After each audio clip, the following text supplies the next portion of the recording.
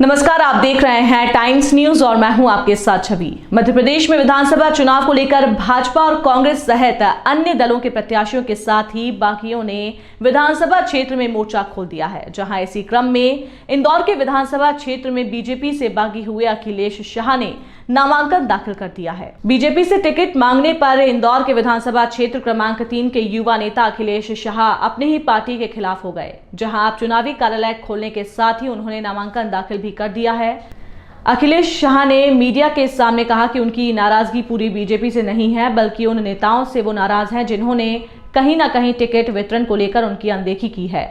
शाह ने कहा कि वो व्यापारिक क्षेत्र वाले विधानसभा क्षेत्र 3 में विभिन्न समस्याओं और मुद्दों को लेकर वोट मांगने जाएंगे और जीतेंगे भी। फिलहाल हिंदुत्व की विचारधारा के साथ अखिलेश शाह चुनावी मैदान में डटे हुए हैं। देखिए, जनसंपर्क तो अभी शुरू नहीं किया है, संपर्क शुरू किया है। संपर्क और जनसंपर्क में फर्क है। संपर्क जो है 1 to 1 होता है, 3-4-5 लोगों के मध्य होता है, अपनी बात रखना होती है और हर जगह आप ये समझ लीजिए हम हमारी बात को खुलकर हमारी जो कार्यप्रणाली है, जिस तरीके से हम विश्लेषण कर रहे हैं अपने आप का, वो प्रेजेंटेशन हम हमारे जो मतदाता हैं, रहवासी हैं, हमारा व्यापारिक संगठन है, उनके समक्ष रख रहे हैं। जनसंपर्क लगभग हम 2 तारीख से शुरू करेंगे और सभी वार्डों में लगभग एक दिन का जनसंपर्क के माध्यम से वहां तक पहुंचने का काम हम करेंगे। 3 नंबर विधानसभा मतदाताओं की संख्या से काफी कम छोटी है, लेकिन कितनी चुनौती मानते हैं इसे आप? क्योंकि अब प्रत्याशी भी कहते हैं 3 नंबर छोटी है, बट देखने जाते हैं तो बहुत स्वाभिमानी और जबरदस्त, आप ये समझ लीजिए बहुत ही शानदार विधानसभा है, विधानसभा क्षेत्र क्रमांक 3। जब हम यहाँ पे आत्मीयता से मिलते हैं, यहाँ के रहवासी के रूप में मिलते हैं, मतदाताओं के रूप में मिलते हैं, इतना प्यार स्नेह उनका मिलता है। और यहाँ पर आने वाले जितने भी बाहरी विधायक भी रहे हैं, आप उनसे पता कीजिएगा उनको किस तरह से यहाँ पर अभिभूत जो है आदर सम्मान मिला है, वो आपको देखने को, उन्हीं से मिलने को पूछने पर पता चलेगा। नहीं, कितनी चुनौती मानते हैं आप? चुनौती, चूँकि निर्दलीय हूँ इसलिए थोड़ा सा चुनौतीपूर्ण है, लेकिन जब सिंबल वाला विषय आता है तो फिर चुनौतियाँ उतनी नहीं रहती। लेकिन चूँकि मैं अभी भाजपा से मैंने त्यागपत्र देकर अपने आप को निर्दलीय उम्मीदवार के रूप में मार्केट में लेके आया हूँ, अपने इस इंदौर शहर में लाया हूँ, तो देखना यह है कि जो लोगों का स्नेह, जिन व्यक्तियों का स्नेह, चाहे वो भाजपा के रहे हों या कांग्रेस के रहे हों, जिन्होंने लगातार मुझे स्नेह दिया है, प्यार दिया है, आशीर्वाद दिया है, वो आज भी मैं अपना घर छोड़कर जब अलग हुआ हूँ तो क्या उतना ही स्नेह और आशीर्वाद प्यार मुझ पर रहता है।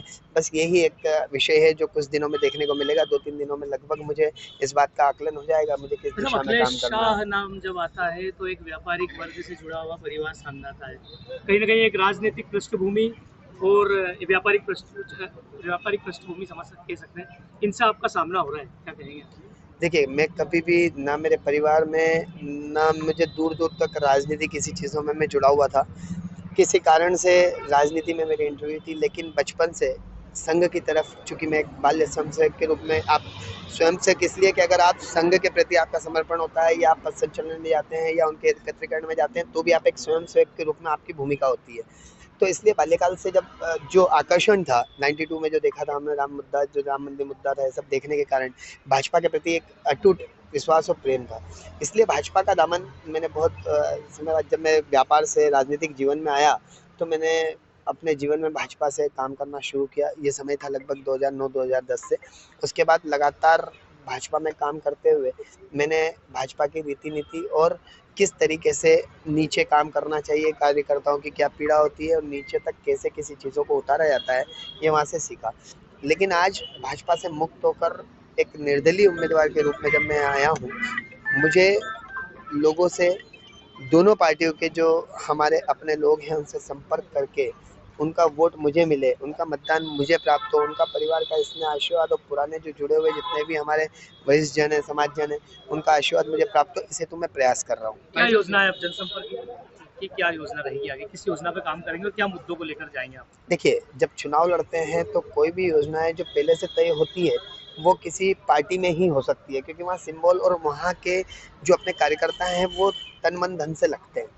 लेकिन जब आप निर्दलीय होते हैं तो हर पल आपको होने वाली घटनाओं से ही चीज़ें सीखने को मिलती है और उसी रणनीति के आधार पे आपको आगे काम करना होता है। क्योंकि हम कहते हैं कि जातिगत समीकरणों की कोई आवश्यकता नहीं होती है, सीधे-सीधे हम अपने समाज में काम कर सकते हैं। लेकिन जब नीचे उतरते हैं तो सामाजिक समीकरण भी बहुत सारे होते हैं। तो सामाजिक समीकरणों को समझते हुए मुझे कहाँ कितना प्रतिशत मिल रहा है, कहाँ मुझे एक्सेप्ट कर रहे हैं, नहीं कर रहे हैं, उस आधार पे ही रणनीति बनाकर मैं उस क्षेत्रों में काम करूँगा। आपका चुनाव चिन्ह क्या रहेगा? चुनाव चिन्ह अभी 3 हमको, चूँकि चुनाव आयोग का आदेश है, मतलब उनका एक सा पेपर में जो एक कंडीशन रहती है उसमें 3 आपको चयन करने पड़ते हैं, फिर चुनाव आयोग ही आपको देता है। उसमें से एक है कोकोनट पाम जो पेड़ है वो, दूसरा हमने डायमंड सदा के लिए जो बोलते हैं, इस तरह का एक बहुत ही सिंपल जिनको याद रहता है, और तीसरा है शतरंज। क्योंकि शह और मात मुझे नहीं आती, मैं शतरंज का खिलाड़ी नहीं हूँ। मैंने जब भी काम किया है राजनीतिक में भी, जो सामाजिक काम किया वो दिल से किया है, थोड़ा दिमाग अपने पास। बीजेपी के नेता जुड़े तो होंगे आपसे कहीं नहीं, बीजेपी के ना, बीजेपी के नेता नहीं है, वो वरिष्ठ है जो मुझ पे दिल रखते हैं। उनको लगता है कि कहीं ना कहीं मैं अपना करियर जो है किसी चीज़ को लेकर समाप्त कर रहा हूँ, आगे भविष्य में मैं एक बड़ा नेता हो सकता हूँ। लेकिन जब मैं अपनी बात रखता हूँ, भाई साहब बड़ा तो पता नहीं, लेकिन वर्तमान में जो रीति नीति है आपकी नहीं है, पार्टी की नहीं है, बट कुछ जो बैठे हुए हैं, अब आगे कौन बैठेगा, उसकी क्या कार्यशैली होगी, वो आज तो आप और मैं तय नहीं कर सकते। इसलिए कहीं ना कहीं मेरा इनसे मतभेद है। उस मतभेद होने के कारण ही मैं यहाँ इस रणभूमि में संगठन छोड़कर यहाँ आया हूँ। टाइम न्यूज़ देखिए अब आपके मोबाइल और स्मार्ट टीवी पर।